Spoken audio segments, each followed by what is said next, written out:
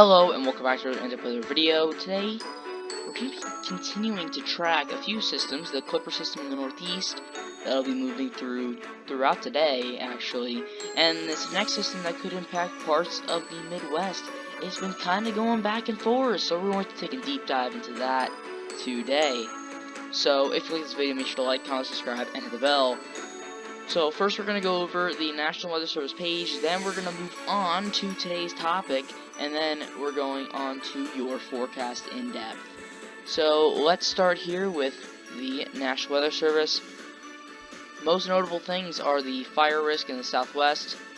We also have some air stagnation advisories, a few winter weather advisories in Montana and New York, as well as some frost and freeze advisories and warnings in Georgia and Florida, and that's because anything lower than like 50 degrees there is abnormal, just because of the climate there, so those have been issued. But let's get into today's topic, which is Flynn. Yes or no?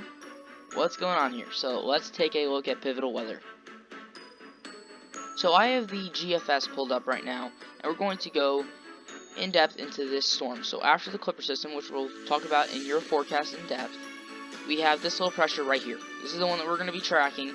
It has some moisture behind it, so we can see that it's right on the fringe of the Rockies there. We really want to see this thing starting to pull up some Gulf moisture. And there we go. We start to see that Gulf moisture coming in around this high pressure. We have that snow on the back end. This 540 line kind of indicates the 32-degree line, and we can see some snow in there. Next here, we have snow in parts of Kansas, Nebraska, and Iowa. Trying to see Chicago. Chicago and Milwaukee are the two big spots. If this storm passes through there, dumps a little snow on there, that could make this significant. Right here is where you kind of start to see both those cities start to turn over to snow, and then at this point the low pressure is just not developed enough to really bring that heavy snow, and it's too far north to impact any parts of the Northeast other than very northern Maine. But then it starts to intensify. Now that was the GFS, and we're gonna actually go here to the V16. That should be the same thing.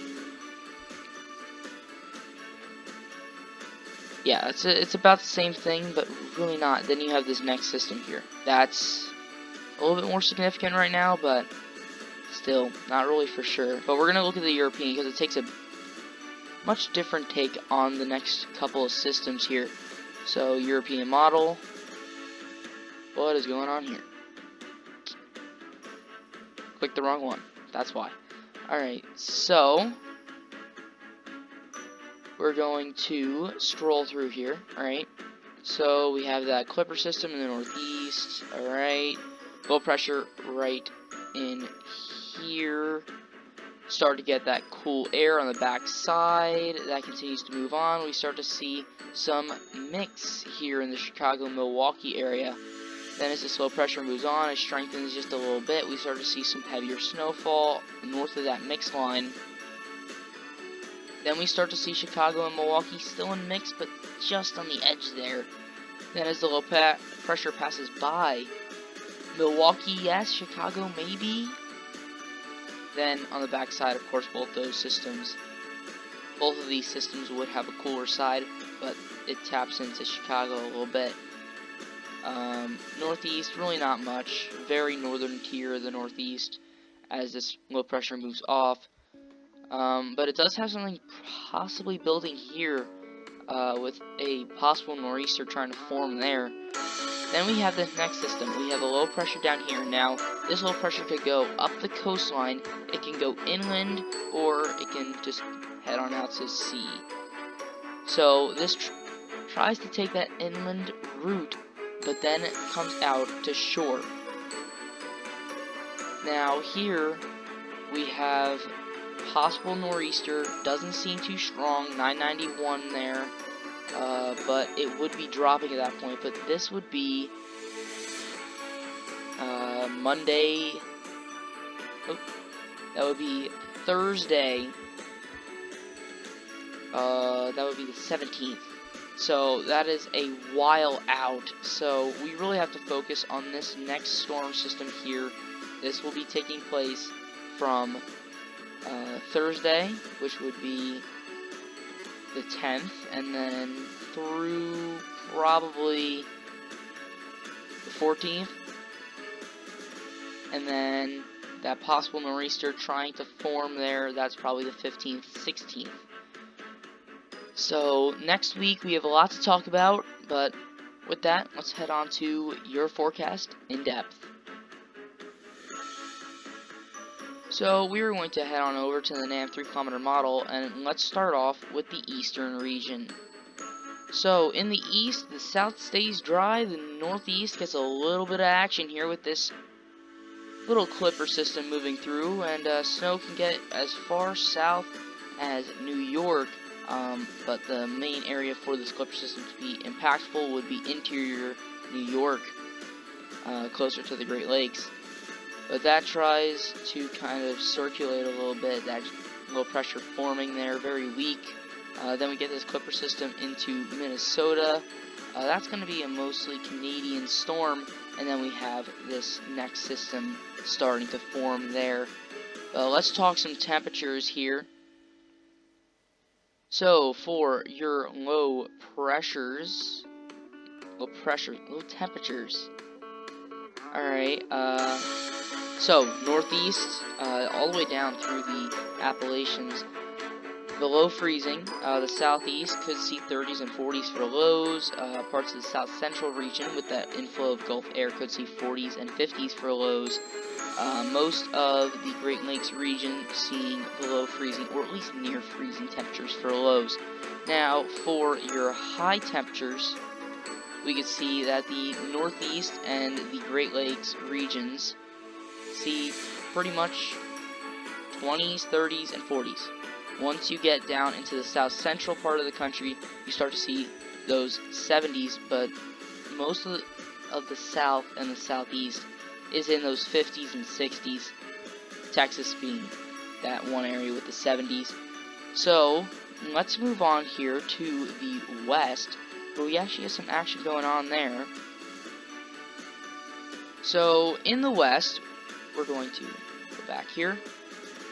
So we have this system moving on to Washington. That's going to dump some rainfall there, and that moves inland. We also have this cutoff low here. That'll be part of our next system here as it starts to form.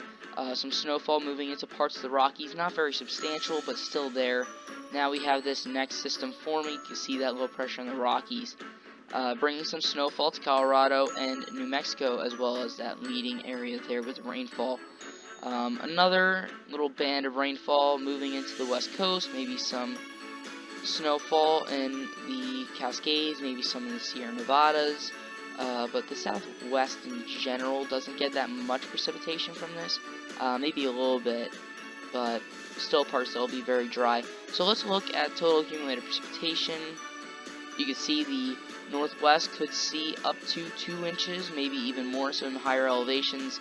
The Four Corners region could see some areas getting that as well, but for the most part the desert southwest, excluding some parts of Arizona, remaining pretty dry, and the parts of the northern Rockies remaining dry as well. So let's move on to your temperatures for today. So let's go all the way back here. So for your low temperatures, there we go. Alright, so in the upper elevations, could see teens, could even see closer into maybe 10 degrees, single digits. But for the most part, speaking generally, if you're east of the coast, you're going to be in those 20s and 30s here, unless you live in the desert southwest. Then the coastlines in the desert southwest, 40s and 50s. Alright, so in terms of high pressures, temperatures, I keep saying that, not a good thing. Alright, The coastlines will see 40s to 70s. The 40s because of that rainfall, really don't get that sunlight in. But the Rockies here warm up pretty nicely here. The 20s and the single digits here warm up into the 30s, low 30s, upper 30s, even some 40s here. But some areas could see some 50s and 60s as well on that leading edge of the Rockies. But yeah, that is about it. That's all I have for today. Thank you guys for watching. I'll see you guys next time.